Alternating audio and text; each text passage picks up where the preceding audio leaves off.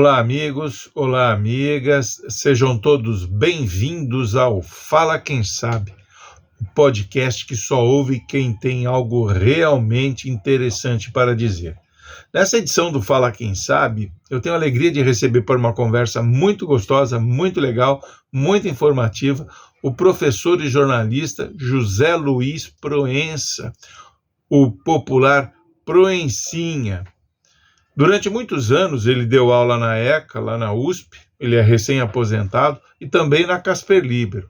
Ele ajudou a formar uma trupe de jornalistas fantástica que ainda está por aí apurando e divulgando notícias importantes. Além disso, ele foi repórter do Última Hora, da Folha da Tarde, e no período áureo do Notícias Populares foi editor de Polícia e Geral. O Notícias Populares, para quem não sabe, foi um jornal que circulou aqui em São Paulo de 1963 a 2001. Era o jornal mais sensacionalista do Brasil. Diziam que quando se espremia o Notícias Populares, ele jorrava sangue, né? Isso porque ele estampava em suas manchetes, normalmente crimes, sexo, futebol e fofocas de celebridades, as personagens da televisão. Ele falou também um pouco sobre a sua carreira profissional e muito sobre a sua vivência no jornalismo. O Notícias Populares, ele era um jornal importante em São Paulo, né? Ele ia para uma faixa de público, a classe trabalhadora, né? Da época, na década de 60, 70, 80, né, quando o movimento sindicalista era bastante forte, e o Notícias Populares ele tinha uma penetração muito grande nessa classe. Proença falou-me também sobre uma história muito divertida, né, que durante um mês, um pouco mais de um mês, dominou a atenção dos paulistanos, que, inclusive, foi tão importante essa história que fez dobrar a circulação do jornal, que saltou nesse período de 70 para 150 mil exemplares diários. Era uma circulação considerável. É a história do Bebê Diabo. Obviamente que eu perguntei a ele também sobre inteligência artificial, se vai substituir os jornalistas, e a respeito das diferenças entre os jornalistas de ontem e os de hoje. O professor Proença, bom que se diga, né, pelo seu histórico de professor e de jornalista, ele tem lugar de fala para falar sobre esse tema, com segurança e credibilidade.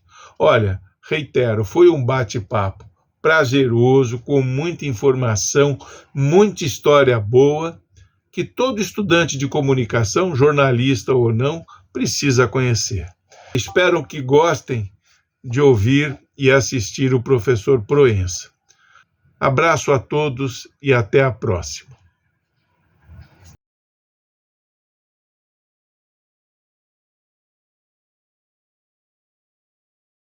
Professor Proença, José Luiz Proença, é um prazer recebê-lo aqui no Fala Quem Sabe, para a gente conversar um pouquinho sobre o jornalismo, sobre a sua aventura no Diário, no Notícias Populares, perdão, estamos falando de dois ícones, né? No Diário Popular e Notícias Populares. Mas você tem uma vida longa no Notícias Populares. Por favor, me relata um pouquinho a sua história. Você é jornalista de formação, como é que é? Então, na realidade, assim, eu sou jornalista de indicação, por assim dizer. Porque, na realidade, assim, eu tive uma primeira situação de ser editor de um jornal, era um jornal mural, no seminário.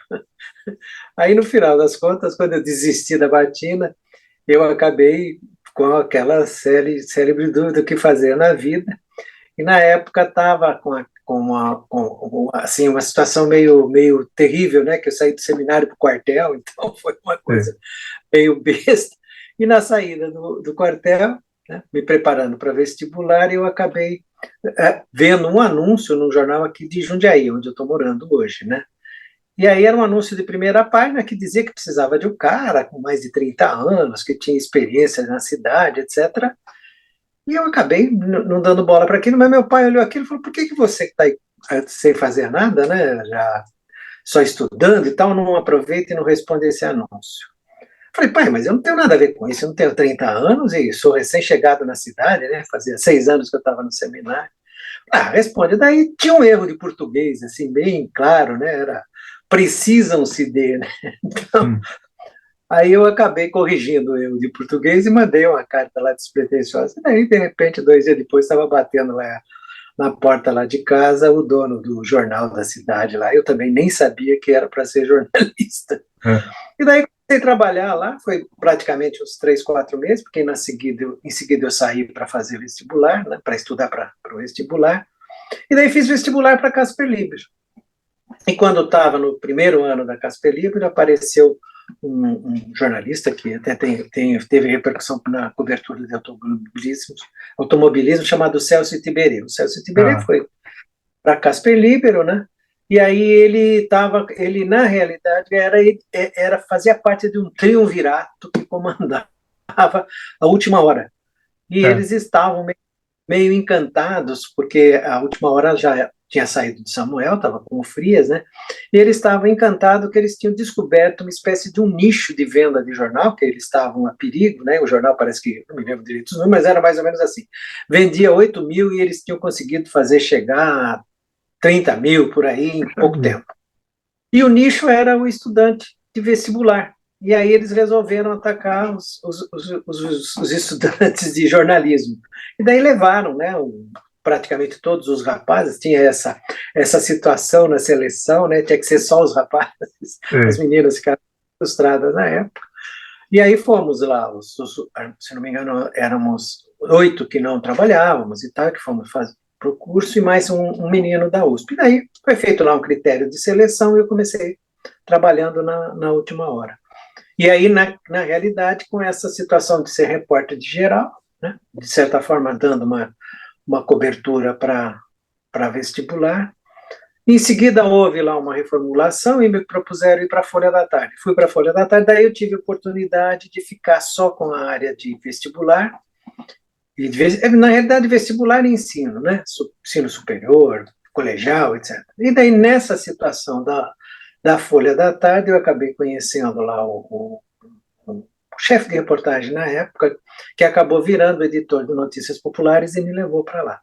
Mas eu tive umas passagens na área de jornalismo empresarial também, trabalhei na Proal, provavelmente você lembra, Torquato, que foi nosso professor, né, que também acabou me levando para dar aula, então eu virei professor também graças a essa amizade com o Torquato, e claro, e uma necessidade, primeiro, de ter um diplomado, que era meio difícil naquela época, havia uma contestação em cima do diploma e da obrigatoriedade do diploma, e eu, por sorte, por ter insistido em continuar estudando, acabei conseguindo ir para dar aula primeiro na Casper Libero. Em seguida veio aí a oportunidade de ir para a USP, daí acabei fazendo mestrado e doutorado, e depois de 27 anos abandonei o jornalismo e fiquei só na universidade.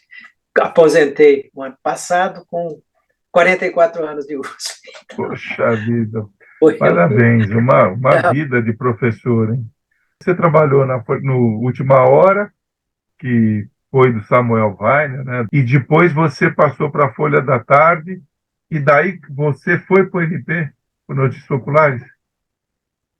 Foi esse o trajeto, vamos dizer, de São Paulo, né? Eu fiz primeiro aqui essa passagem rápida por um dia. Na Última Hora também não foi muito tempo, foi mais ou menos de maio a outubro. E aí, na reformulação, houve lá uma proposta que eles precisavam de uma vaga para acertar o salário lá das pessoas, que tinha lá aquelas coisas trágicas de redação, né? O orçamento estava encerrado, e como, de certa forma, o estagiário naquele período, foi me oferecido essa ida para a Folha da Tarde. E na Folha da Tarde é que eu tive mais essa ligação direta com a área de educação, né? Eu fui, por assim dizer, até em termos informais, considerado setorista de educação lá na Folha da Tarde, né? E foi da Folha da Tarde que você passou para o NP? do Notícias Populares. Aí, na ideia do Notícias Populares, há uma transição, né? Eu passo para uma situação de... Houve uma espécie de um cargo, nem sei, hoje em dia esses nomes de cargos mudaram muito, mas se chamava secretário de redação. Na realidade, era o segundo homem da redação, né? O primeiro era o Ibrahim, que era o editor-chefe, que era o termo que se usava naquele período. Sim. Em segundo lugar, o Ibrahim Ramadan, você conhece também? Sim, foi meu professor também. Então, eu era o segundo homem do Notícias Populares. Na realidade, era essa coisa de secretário, eu era um editor de geral, porque a gente tinha duas outras editorias, né, que era a editoria de esporte e a editoria de polícia. No Notícias Populares era bem forte a editoria de polícias, e todas as outras atividades que a gente até classificava na época, né, variedades, o resto da geral, sindical, que também era uma área forte, toda era subordinada à Secretaria de Redação, que era lá o meu terreno. Né? E você ficou quanto tempo no Notícias Populares? No Notícias Populares fiquei 17 anos. 17 anos? Foi. Aliás, teve uma passagem também depois do Notícias Populares, que é uma espécie de retorno, né? Eu acreditava na minha volta ao interior, então eu fui editor do jornal Vale Paraibano, São José dos o Vale, também bastante tradicional lá. Eu fiquei um ano praticamente lá. Eu me lembro disso, de você lá no Vale Paraibano. Chegamos a trocar releases. Pois é. Deixa eu te perguntar uma outra coisa. Você no Notícias Populares, bom, passaram alguns famosos pelo NP, né? Que era quase uma escola também de jornalismo, né? A história do Notícias Populares é muito interessante, porque ela tem uma ligação muito, muito forte com a situação política do país, né? Na realidade, o Notícias Populares nasce do Herbert Levy, né? Sim. Que era o dono da Gazeta Mercantil naquela época. Né? A Gazeta Mercantil vivia só das publicações dos balanços das empresas. Né? E daí o Herbert Levy teve lá uma situação, ele era deputado, e aí ele teve lá uma situação que ele resolveu ser candidato ao governo do estado de São Paulo. Né? E ele percebia, né, que ele tinha lá uma situação meio com o empresariado, enfim, com a elite, né, que era uma pessoa de projeção na área econômica, etc., mas ele precisava de um suporte meio popular. E aí ele foi apresentado, não me lembro assim especificamente qual a circunstância, é o Jean Mellet, que era um jornalista, ele era romeno, tinha passado pela França, etc., e era o editor, um dos editores da Última Hora. Sim.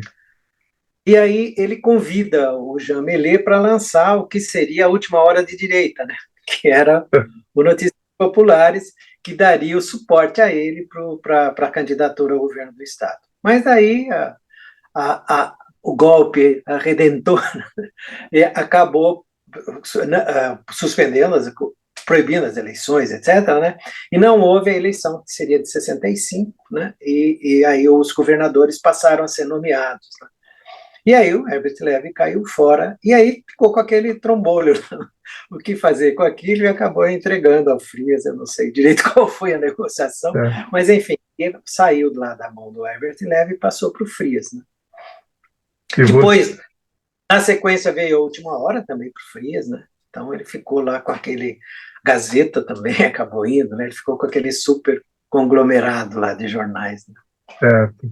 E você, então, quer dizer, o NP, quando ele foi para a Folha, você vem junto nessa sequência, quer dizer, quando o Herbert Levy passa o NP para o Frias, você estava na Folha da Tarde já? Não, eu entrei na Folha da Tarde em 68, o NP foi para o Frias em 65. 65. Tá.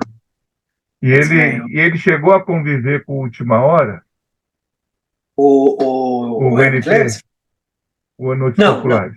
Não, conviveu porque foi naquele período que eu estava lá, a Última Hora ela existiu muito, muito fragilmente, por assim dizer, no mercado, né? Até 79. Ela fecha com a greve dos jornalistas em 79. Em 78. que ele pega para capar lá e a última hora o Frias acaba desistindo de manter a última hora, né? Mas certo. ela convive com o NP, mas assim, em situações bem diferentes, né? A última hora, na realidade, encruou. Ela não, ela teve aquele período lá que depois, de certa forma, foi abraçado por todos os jornais, né? Ela teve, vamos assim dizer, a descoberta desse público de vestibulando, que era, na realidade, o grande forte, né? Porque havia um cálculo interessante naquela época, que você falava assim, você não tinha só o vestibulando como público, mas você tinha um entorno que era no mínimo de 5 pessoas, né? Então, um Sei. vestibulando e no entorno dele, pai, mãe, primo, irmão, essas coisas, né? Então você tinha um entorno de mais ou menos 5 pessoas. Então, aí foi realmente um castilho de pólvora, né? Começou, foi para a Folha da Tarde, foi para o Jornal da Tarde, foi para os jornalões, a Folha. Não me lembro se o Estado entrou, mas acho que sim, entrou. Aí acabou pegando, porque assim, né, você sabe, né, João, a coisa do jornalismo ela é muito ligada à questão da publicidade, né? E aí os Sim. cursinhos compraram, né? Compraram umas páginas todas de vestibular e aí ninguém mais segurou, né? Ficou uma situação de suporte muito grande para tudo, né? De público, de publicidade, de leitores também, né? Fundamentalmente. Em E 79, chegou a criar uma editoria de educação com oito caras trabalhando, né? Que poxa foi vida. comandada pelo Perseu Abramo. Foi uma Perseu editoria. Abramo, trabalhei com ele no Diário do Comércio, inclusive. Então, ele foi o grande editor, foi a primeira vez assim que um jornalão criou uma super editoria na área de educação, né? Agora, Proença, o Última Hora acaba e o fim do Última Hora fortalece o Notícias Populares? Sem dúvida, né? Não há um grande crescimento porque o público ali não raspava tanto, né? E ele tinha, na realidade, um público bem pequeno. Ele fecha com umas coisas assim na faixa dos 10, 15 mil exemplares, né? Agora, uma das coisas características assim importantes no chamado Jornal Popular, que era o Última Hora, do Samuel Weiner, né? E Isso. que foi a tentativa do Notícias Populares, é que era assim, naquele período do jornal impresso era bem nítida, assim, você tinha a empresa, né? Você tinha o leitor e você tinha a publicidade. No caso dos jornais populares, a publicidade não tinha peso, era praticamente peso zero, né? Você só tinha, na realidade, a empresa e o leitor, né? Claro, aí nesse meio tempo tem o jornalista, que o jornalista tem um papel muito interessante naquele período, que ele era, de certa forma, ele era uma espécie de uma cunha de resistência dentro da empresa. Era engraçado isso, que na realidade ele era o grande fomentador do público, mas ao mesmo tempo que ele fomentava o público, ele tinha um perfil mais de esquerda. Então, ele não tinha um perfil empresarial, né? Essa que eu acho que a gente Sim. tinha falado em alguma coisa antes, né? Você acha que a diferença, a grande diferença entre o jornalista de hoje é o jornalista daquela época, né? Hoje parece que, pelo que eu sinto, assim, o jornalista ele é um pouco mais econômico, ele é um pouco mais ligado à questão da empresarial, etc. O jornalista daquela época era meio rebelde, assim, né?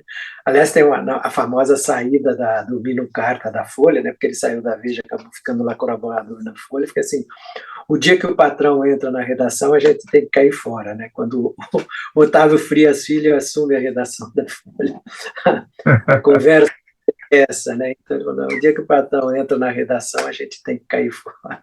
Mas ele foi patrão também, né? Depois ele acabou com aquelas publicações deles. Mas É, ele não se considerava um patrão, né? é. Ele se considerava, acima de tudo, um jornalista. Agora, Coisa, fala, desculpa. não, coisa de italiano, né? Ah, com Esses, certeza. Aliás, um dia eu estava na Casper Libero, estava um evento, e ele estava dando uma palestra lá, ou participando de uma mesa, e um colega lá, estudante, fez uma pergunta para ele, e naquela época nós vivíamos aquele movimento de reconstrução da UNE, então vivíamos um tempo de efervescência ali na Casper Libero, e o cara perguntou para ele uma coisa relativa ao salário. Ele ficou enfurecido, cara. O Mino Carta levantou, apontou o dedo, começou a gritar. Foi uma coisa assim exagerada, dramática, como diz minha filha, que todo italiano é dramático, né? E, cara, ficou uma coisa assim absurda, e ele dando um esporro no cara, tal, não admito que você fale assim comigo. E o cara falou, pô, e a democracia? Cara, e aquela coisa toda, eu não posso perguntar, você tem que responder, aquela coisa toda, né? Porque a gente aprende, você foi meu professor, inclusive, a gente aprende o seguinte, que o problema não está na pergunta, o problema está na resposta, né? O que compromete o A gente sempre entrevistado ensinou isso. é a resposta, não é? Pô, não é isso, É, professor? a gente sempre ensinou, né? Fala, não, a Exatamente. gente fala assim, não existe nada que não possa ser perguntado, né? Exato. Trabalhou com o Maurício de Souza lá? Não, não, nós somos contemporâneos na Folha, né? Você sabe que houve uma certa coincidência na época que eu estava na reportagem da Folha da Tarde, com essa coisa de educação. Ele patrocinou um primeiro congresso de história em quadrinhos no Brasil, em 69, e ele trouxe o Lee Falk, que era o cara que desenhava o Fantasma, né? E aí eu acabei sendo escalado para fazer a cobertura desse congresso, né? Trouxe mais um monte de gente que eu não me lembro, mas o mais famoso era o Lee Falk, que era muito engraçado. Não sei se você se lembra do Fantasma, se lembra? Lembra, fantasma, sim. Então, ele usava uma máscarazinha, assim, bem pequenininha no olho, né? E usava uma máscara que cobria toda a Sim. cabeça. E o Lee Falk usava um óculos naquele estilo dos irmãos Metal. Ele era a cara do fantasma. Mas o Maurício trabalhou Na, no na, Notícias, na Folha. Né? na Folha. A situação dele é um pouco, eu até sei um pouco, porque ele é contemporâneo do Ibrahim. Então o Ibrahim contava mais ou menos a história, porque naquela época tinha umas entradas assim no jornal. Uma das entradas que se fazia era através do plantão de polícia. Então, o Ibrahim, quando veio lá de São José dos Campos, São José do Rio Preto, para a Folha, tinha um concurso e tal, né, essas coisas, e ele entrou junto com o Maurício também entrou. E o Maurício fazia o plantão lá na central de polícia, e quando ele, porque assim, você tinha às vezes o aviso de alguma coisa que estava correndo e tal, então ele deixava um relatório todo desenhado para os colegas que sucediam, né? Porque era um plantão de 5 horas e funcionava 24 horas, né? Então o pessoal ficava se revezando. E o Maurício disse que deixava desenhar. Mas a minha passagem com o Maurício foi que eu convivi essa semana inteira de história em quadrinho, e depois ele chegou a me convidar para trabalhar com ele. Ele estava querendo implantar um pouco de um serviço de relações públicas, etc. Mas daí ele tinha um projeto e acabou não colocando em prática o projeto, sei lá, porque em seguida, um tempo depois, ele saiu lá da Folha, que ele tinha lá o escritório no próprio prédio da Folha, né? A Sônia Abrão também trabalhou lá, né? Trabalhou no Notícias Populares. Né? Ela começou no Notícias Populares, ela era aluna nossa lá na Casper Liber, né? E daí a gente andou fazendo uma espécie de caça-talentos. E ela acabou indo para trabalhar na Variedades do Notícias Populares. E ela ficou lá um bom tempo, né? Saiu Me até com lembro a disso. saída do Ibrahim. Ela saiu com a saída do Ibrahim, que foi em 90. Me diga uma coisa, o que você atribui a longevidade do NP e o sucesso dele? Então, na realidade, a gente tinha uma coisa assim muito. A gente tem isso muito, muito nítido, né? O jornalista, o jornalismo, vamos fazer a contraposição, né? O jornalão e o jornalismo popular, né? Você tem, de certa forma, um jornal, que a gente sempre discutia isso no NP, né? Que era feito do jornalista para o jornalista, quer dizer, vamos supor assim, mais ou menos no mesmo nível, né? Você era um sujeito de nível universitário, né? Você tinha lá um vocabulário todo especial, e de certa forma o jornalão era feito bem nesse sentido.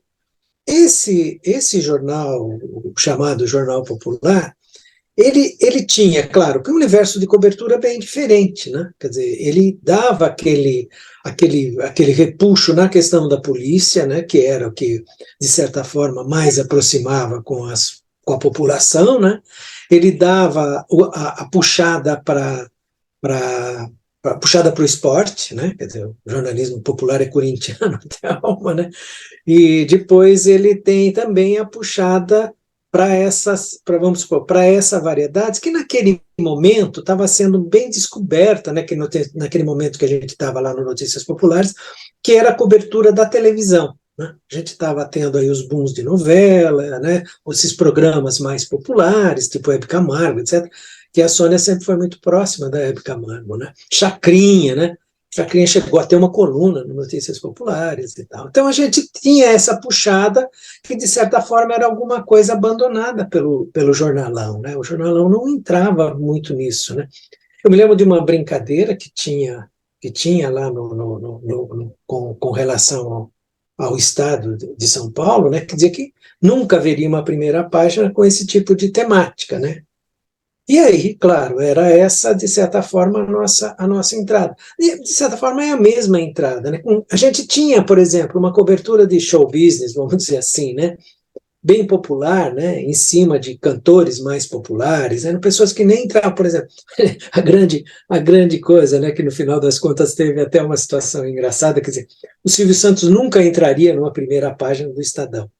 No final das contas, ele acabou entrando lá numa situação, e um dos repórteres dele, né, o Marcos Wilson, acabou indo ser o chefe de jornalismo. Lá quando ele resolveu entrar para o jornalismo, ele acabou sendo o chefe de jornalismo que levou depois o Boris Casoy. Pois é, era essa mais ou menos a situação. E a gente nunca teve nenhum problema. Qual foi a grande cobertura do Notícias Populares? Sim, quer dizer, eu acho que a gente tem dois níveis, né? Vamos ver, a de maior repercussão foi o caso do Bebê Diabo, né? E acho que foi, assim, era uma situação que a gente estava meio que, era uma coisa até muito engraçada a situação do Bebê Diabo. A gente meio que brigava com o Bebê Diabo. Na redação a gente não estava admitindo aquilo. A gente tinha, do outro lado, uma situação do comercial da Folha, né? Que não conseguia vencer a produção. A gente passou de 80 mil a mais de 150 mil de tiragem naquele momento, praticamente dobrou a circulação do jornal, e era uma espécie de uma cobrança que se tinha. A gente disse, mas, pô, Pepe Diabo de novo, né? E aí a gente vinha lá, o diretor lá de circulação, eu lá, gente, não tem jornal mais na banca, acabou tudo. Então, a gente, de certa forma, era obrigado. Então, ele foi, na realidade, o de maior repercussão. Mas, em termos de venda, foi bem semelhante quando a gente conseguiu fazer, eu acho que isso foi, de certa forma, um mérito dessa equipe, assim, do Ibrahim e tal, né? A gente conseguiu fazer essa guinada, que eu vou dizer assim, do Bebê Diabo para o Plano Cruzado. A gente acabou virando mais um jornal de economia do que basicamente um jornal policial naquela época do Plano Cruzado, né? Que foi aquela loucura das tabelas, dos preços tabelados, né? Que os supermercados não podiam mais aumentar, o governo publicava os preços máximos e tal, e tinha lá os tais. É engraçado, né? A gente teve os fiscais do Sarney, mais ou menos como os bolsonaristas aí desta época de hoje, né? Então, foi uma coisa que, de certa forma, a gente conseguiu. E, a partir daquilo, a gente meio que teve uma ênfase no que a gente chamou Jornal do Trabalhador.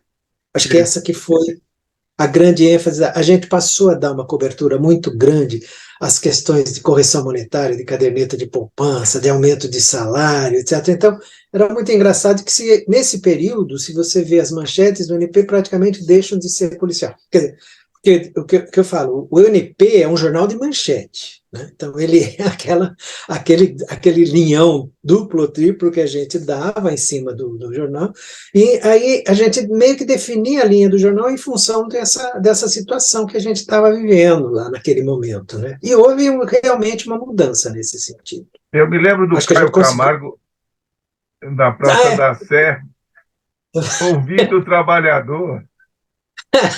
A gente tinha aquela coluna. Ele foi teu colega de classe, né? Foi. Depois ele foi para a Espanha, lá no Ele O Damião, lembra Opus do Dei. Opus Dei? Ele foi para Opus Dei. Agora, você falou que era um jornal de manchete. Quem era o Isso. cérebro que fazia aquilo? Porque era fantástico. A gente tinha uma coisa muito engraçada naquilo lá. Às vezes, a gente até tinha uma situação que aproveitava até a ideia de uma reportagem e meio que mantinha a mesma coisa, né?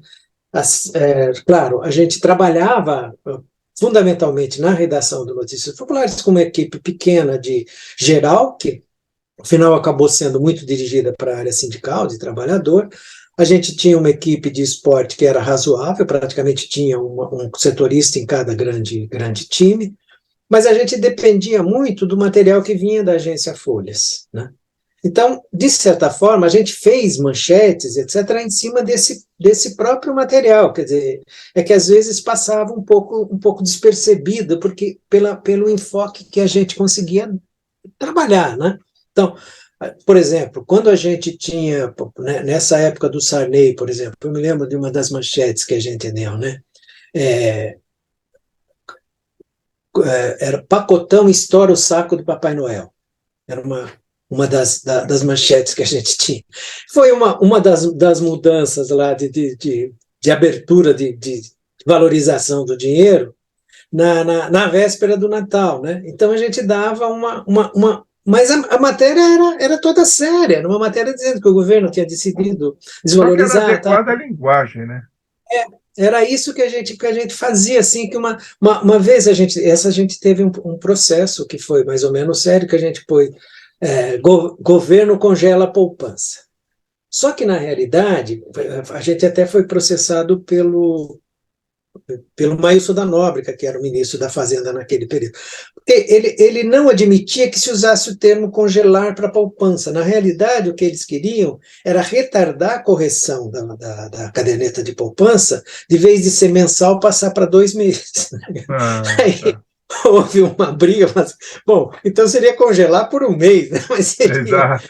seria um congelamento. Essa briga durou acho que uns 5 anos e o jornal foi absolvido dessa situação. Agora, Mas, Proença, você falou do sucesso da série Bebê Diabo, né? sim. Conta um pouquinho, como é que nasceu essa história? Então, essa Porque virou história um marco do jornalismo, né? do Jornal Popular é uma história muito engraçada. Até já alguns dos estudos, assim, a ideia de nascimento de criança diabólica, etc., já é meio que da época do iluminismo, etc., quando começa assim, essa atividade de jornal, né? Panfletos, etc., já existia isso. Mas o que aconteceu ali foi uma coisa, de certa forma, engraçada. Apareceu, o que é a história? Nem foi o inicial do Notícias Populares. Na realidade, o Bebê Diabo nasceu na Folha de São Paulo, depois que ele Ah, tá. migrou para Notícias Populares. O que houve foi uma coisa assim, saiu daqueles boatos meio sem maluquice, de que tinha nascido uma criança com feições diabólicas, etc., em São Bernardo, no hospital lá municipal de São Bernardo. E, de repente, foi um boato que correu de tal forma que tinha um grupo de pessoas que postavam na frente do hospital esperando a aparição dessa criança, que diz que tinha fugido do berço e tal. Esses boatos que a gente não sabe de onde aparece. Assim como a tal da loira fantasma, que de vez em quando a Sim. gente andou até dando, depois do bebê diabo, a gente andou até dando a loira fantasma. Bom, mas aí o que aconteceu? Nessa história desse boato, um repórter da Folha, o nome dele era Marco Antônio Montadon, era um cara, um repórter de certa repercussão lá na Folha, etc. Foi até lá e assistiu aquela coisa, tentou falar com o diretor do hospital, não deixaram ele entrar, etc. E ele acabou fazendo uma crônica, né, dando essa coisa que tinha aquela aglomeração que estava atrás de um bebê diabo que dizia que tinha nascido lá, mas ninguém que falava, mas tinha gente que jurava que tinha visto e tal, né? Ele fez ali uma espécie de fala-povo ali na frente do hospital, né? E fez uma espécie de uma crônica que saiu numa edição, eu não tenho certeza, se foi de sábado ou de domingo da Folha, talvez tenha sido do sábado mesmo.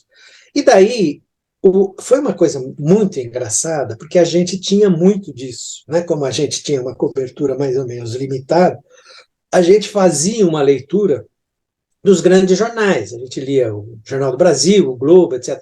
E pegava, assim, alguma notícia que a gente não tinha, né, que não tinha dado, a gente cozinhava, né, que era esse o termo Sim, que a gente usava na redação nessa situação. Então a gente cozinhava. exatamente. E aí era até um editor substituto que estava na polícia. Ele leu essa coisa e de vez em quando tinha uma espécie de briga assim entre a geral e a polícia. Não era o laudo, E não, né? não, era o Valdemar. Ah, O Laudo era geral, o Laudo trabalhava é. comigo, né? Aí o Laudo você conheceu da onde? Eu trabalhei com o laudo. Ah, é? É. Aonde você trabalhou com ele? Ah, não. Lembro Acho aonde, que, mas eu sei que eu trabalhei com o acho laudo. que, acho que foi lá no Diário do Comércio, né? Que ele também Isso, foi. acho que ele Verdade. trabalhou lá um tempo. Então, e daí o Valdemar, que era esse cara que estava editando a polícia, viu aquela coisa e resolveu cozinhar essa matéria. E eu nem participei dessa situação, porque era minha folga. Na realidade, quem estava me substituindo era o Laudo, mas o Laudo não pegou a matéria. Quem pegou foi o Valdemar, que era o cara da polícia, e de vez em quando a gente tinha uma briga. Isso é polícia ou é geral? Então, daí É. um passava a mão lá no outro. E daí ele passou a mão no bebê diabo e saiu na página de polícia. E ele deu uma cozinhada séria na notícia. E aí saiu uma manchete assim perfeitinha, né? Que eram as nossas três linhas no bloco, assim. Nasceu o diabo em São Paulo. É, Conhece essa? E aí publicou essa cozinha, por assim dizer, né? Quer dizer, é cozinha realmente, em cima do texto do Montador, mas transformando aquilo como se fosse uma notícia, que tinha nascido uma criança com essas características lá, etc. e tal. Falava que tinha lá as pessoas. E foi uma coisa assim que ninguém deu bola para aquele negócio. Foi publicado numa segunda-feira, e a gente tinha lá o nosso mito de segunda-feira, que era o dia que mais vendia o jornal. E aí, quando a gente chegou na segunda-feira para trabalhar, daí eu tinha terminado minha folga, estava trabalhando na segunda-feira, eu me lembro que 3 horas da tarde apareceu lá o chefe da circulação, com uns jornais assim, tudo rasgado, né? Falou, gente, o que foi que aconteceu aqui? Porque ele tinha estabelecido um sistema que era até interessante. Ele fazia, por volta da 1 hora da tarde, uma espécie de ronda de bancas. Ele selecionava algumas das bancas mais vendidas de São Paulo, não me lembro qual é o número, umas 20, 30 bancas, talvez, e ele fazia um percurso vendo como é que estava. Ele disse que naquele dia eles tinham conseguido 2 exemplares nesse processo de circulação, que eles aproveitavam para recolher. Porque Notícias Populares tinha um detalhe naquela época, ele circulava às 7 horas da noite. Então, às 7 horas da noite, tinha uma edição que já saía para pegar os boêmios, né? Era vendido é. na boca do lixo, nas portas de restaurante, etc. Né? E, nesse caso, ele chegou às 2 horas e falou, olha, não tem mais, acabou, não tem mais Notícias Populares. E aí vem aquela história, bom, o que a gente vai fazer? Vamos fazer suíte. E daí, aumenta 10 mil exemplares. Segundo, acabou. Terceiro dia, aumenta, mas não sei quanto, acabou. Aí foi. E foi uma coisa, de certa forma, muito engraçada, porque a gente passou a não fazer mais, não coletar mais informação, mas o leitor que passava a informação. Então, os caras escreviam carta, telefonava para o jornal, etc., contando alguma coisa. E a gente, claro que, de certa forma, nem verificava, porque virou uma fantasia. Né? Até no meu doutorado eu abordo um pouco disso, o meu caso não é esse, mas eu falo, é um caso que o leitor rouba o jornal do jornalista. Então, quem passou a fazer o Bebê Diabo, na realidade, não era mais a gente, mas era o leitor. Claro que a gente tinha lá um grupo de repórteres e cada um vinha lá com a sua criatividade e virou uma febre que a gente mais odiou do que amou. Mas, enfim. Proença, você diria hoje que a história do bebê diabo, ela seria enquadrada no que se chama hoje de fake news? Olha, eu não vi assim, naquele momento, não dava para ver muita fake news, porque a fake news, na realidade, ela vem municiada de uma dose de maldade, né? Ela tem uma intenção, né? Se você falar qual era a intenção do Bebê Diabo, era vender jornal? Era em termos, era vender porque estava vendendo.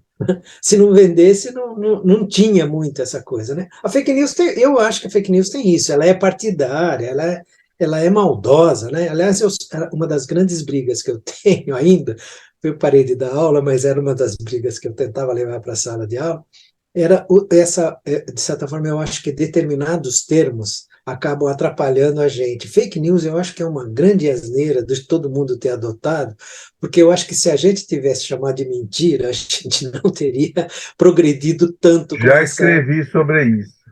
Verdade, não tinha lido então. Mas eu acho Exato. que tem uns termos que a gente não tem muito que. Parece assim, fake news, parece uma coisa. O que é Virou uma isso? piada, né? É É, uma coisa séria que virou piada. né? E É a daí tem. gourmetização da mentira, né? Você sabe que é engraçado, né? A gente teve algumas situações, assim, isso é anterior à minha presença, acho que até no jornalismo, mas o Laudo, que é nosso amigo, contava essa história, né? A gente teve, na época, isso é uma das coisas famosas do Melê, uma época que o Notícias Populares adotou algumas coisas, que eu estou falando isso com relação a a fake news das vacinas, né? Para o NP aconteceu, Sim. de certa forma, o contrário. Apareceu um pesquisador, aparentemente sério, parece que era um professor lá de Piracicaba, etc., que fez umas manifestações dizendo que o chá do ipê roxo curava Sim. câncer. Me E lembro foi uma. disso. Aliás, coincidência, eu comentei com a minha filha, eu tenho uma filha, a Isabel, que tem 19 anos, e eu Sim, eu estava comentando, a Maria Luísa, você conhece? Eu estava conheci. falando do IP roxo outro dia para ela. Então, e foi uma desgraça, porque todo mundo começou a pegar a casca, né? Era da casca do ipê. Exatamente. E o Melê foi obrigado a fazer uma coisa, ele foi procurar aí não sei aonde, ele lotou um caminhão de casca de ipê roxo e acabou distribuindo para as pessoas. Quer dizer, era um efeito contrário, né? Era um efeito curativo, não era um efeito Sim, de evitar, de fugir. Mas realmente, eu acho que essa parte dessa brincadeira da fake news é uma coisa pesada que está dura de apagar, né? Quer sim, dizer, mas ela é toda bandida, né? Ela é sim, feita com uma intenção de quebrar, né? Não exato. é Agora, deixa eu aproveitar aí, antes que o nosso tempo acabe. Duas perguntas que eu quero que você me responda rápido. Sim. Como você vê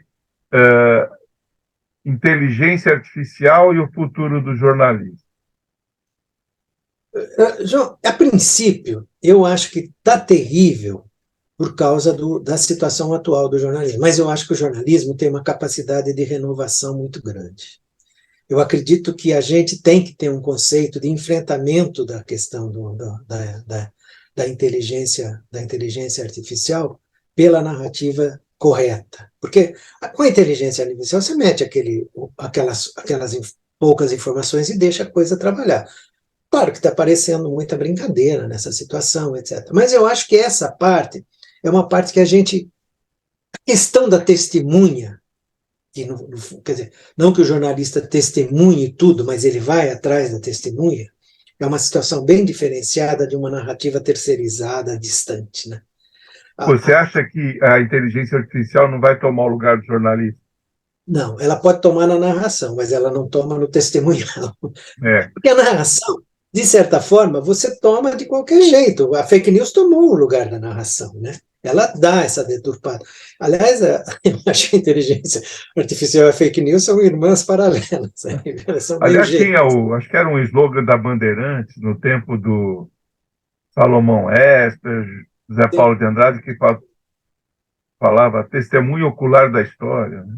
É mais ou menos O isso. jornalista. É mais ou menos isso. Tá. Eu acho que assim, nós temos uma ligação muito forte com a guerra. O jornalismo e a guerra, eles são assim parelhos em todos os sentidos. Quer dizer, a guerra tem um sentido muito forte na nossa profissão e tem um sentido muito forte na determinação até da prática do jornalismo, etc., né? Vamos supor, até a grande mudança do jornalismo que se dá a partir do final da guerra, que dá a questão do lead, etc., né, que nasce naquele período, é exatamente em função do problema da propaganda de guerra. Eu acho que a inteligência artificial está meio nesse sentido da propaganda, né? Meio bravo aí também, que é a questão assim, eu acho que o jornalismo está muito ligado à publicidade hoje. Eu acho que essa é a parte cruel na nossa profissão atualmente, né? Quer dizer, Ficamos dependentes disso. não, e uma coisa assim, se você fala, não, eu entro por um site, eu não leio o jornal papel, etc., que é absolutamente válido, a empresa que transmite esse tipo de coisa, ela não tem compromisso com a informação, ela tem compromisso com o funcionamento do canal e a entrada de publicidade. Na realidade, são os dois compromissos. Então, hoje, ele te faz uma notícia que não te responde imediatamente, que é o contrário, devia ser assim, né? Te responder imediatamente. Ela te obriga a cliques. Então, na realidade, para a gente que é acostumado ao lidar, é um grande saco ler notícia É. em internet, porque os títulos não dizem absolutamente nada. Você é obrigado a ficar clicando para descobrir o que está querendo se dizer, né? Em todos esses sites de notícia, raramente se tem essa resposta imediata, né? Proença, uma última pergunta. A diferença do jornalista de ontem para o de hoje, que estão sendo formados. Você é professor. Olha, assim, eu acho que se você traz que o jornalista hoje, a gente está com essa situação de não ter mais obrigação da escola, etc. Então, vamos trazer para o jornalista que vem de escola. O que eu acho que está acontecendo hoje em dia, e eu acho que isso está ficando muito, muito grave, claro que eu meço muito, muito pela situação da USP. Os cursos de jornalismo, eles acabaram sendo, em função das obrigatoriedades de titulação, não mais tocado por aquele aspecto mais profissional que existia dentro dos cursos. Quer dizer, você não tem mais esse jornalista de redação. Então, você pega um jornalista que ele é muito mais um teórico. Por quê? Porque ele, para entrar no ensino universitário, ele precisa fazer um mestrado, ele precisa fazer um doutorado, e ele não faz mais aquela... Eu, por exemplo, de certa forma, voltei para a universidade 6 anos depois de estar na prática. Daí que eu fui fazer mestrado, depois fui na sequência doutorado, etc.